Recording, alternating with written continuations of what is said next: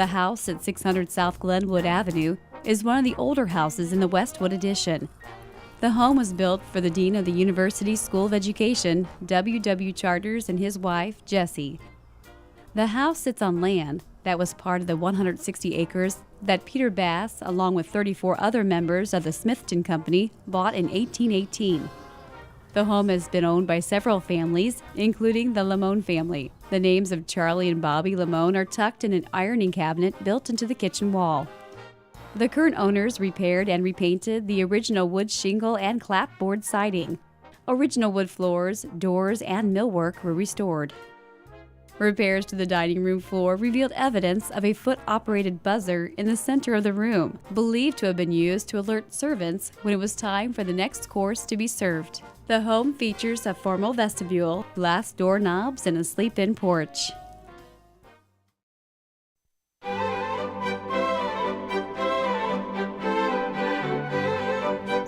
Built in 1916, the home at 213 South Clenwood is one of several houses in the neighborhood that were built by John A. Stewart.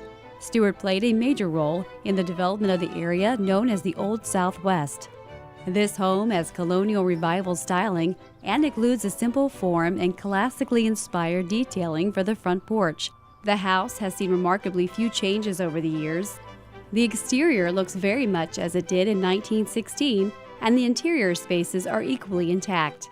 The home features hardwood floors, original millwork in most rooms, and exterior porches, including a sleep-in porch. The kitchen is an homage to the 50s with mid-century kitchen finishes, including St. Charles enabled steel cabinets with the original wavy handles.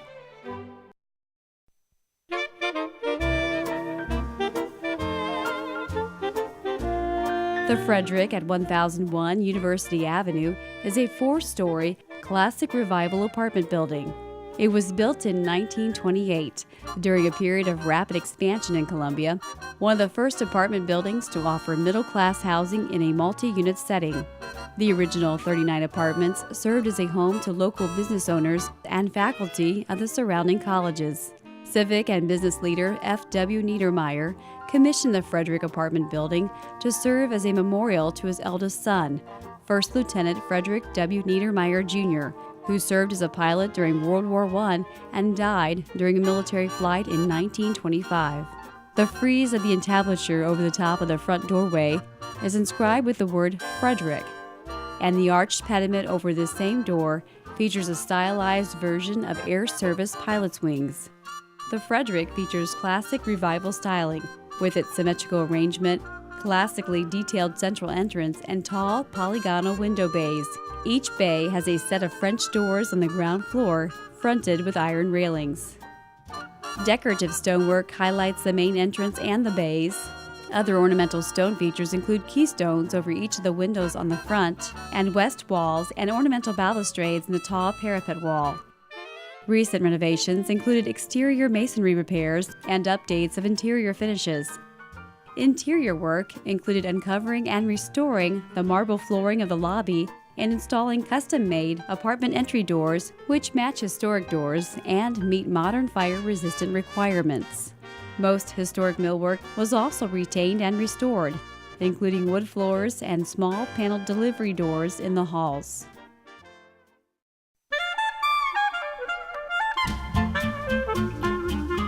Hubbell Place Addition was plotted in June 1909 by John M. Hubbell.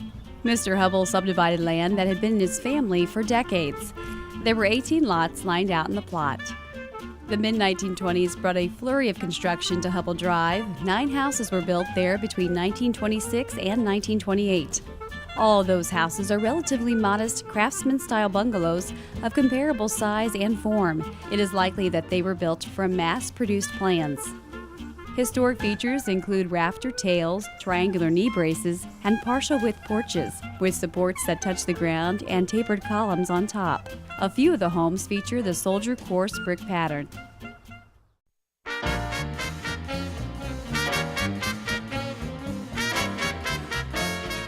While searching for a home for the Missouri Symphony Society, Hugo and Lucy Vianello helped save an architectural treasure, the Missouri Theater. And I walked into the Missouri Theater, and there was a fellow there named David Jones, who was sort of in charge of the theater. And I said, is it possible to rent the theater for a period of 5 or 6 weeks? And he says, well, no, but why don't you buy it? Hugo and his wife Lucy, along with a team of volunteers, were actively involved in the process of getting the building back into service.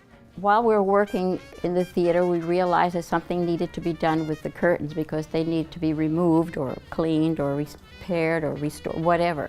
So we had to let them drop down, and they had been hanging for decades, and needless to say, they were very dirty. And when they hit the stage floor, the dust exploded, and all that dust landed on the seats, and we had to vacuum all the seats, all 1,236 were they? 136. 36 seats. In 2000, the Missouri Symphony Society began a successful capital campaign to fund restoration of the historic theater. The Missouri Theater Center for the Arts opened in 2008. It was very exciting, to see. It's a jewel. I mean, it's like rebirth, you know. The property was sold to the University of Missouri in 2014.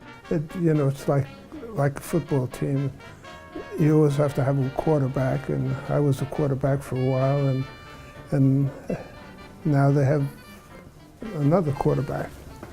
And so it's nice to be able to point to something and say, you know, my wife and I had something to do with keeping this alive, and the theater sure is a jewel, and everybody gravitates towards it. It's something that all Columbia can be proud of.